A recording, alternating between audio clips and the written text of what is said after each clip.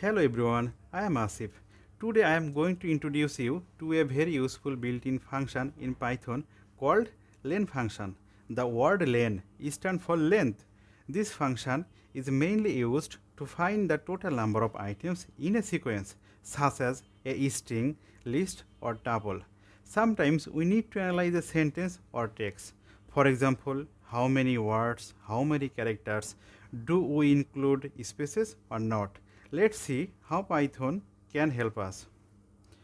First, we count the number of words by splitting the sentence with split function. Next, we calculate the total number of characters, both including and excluding white space.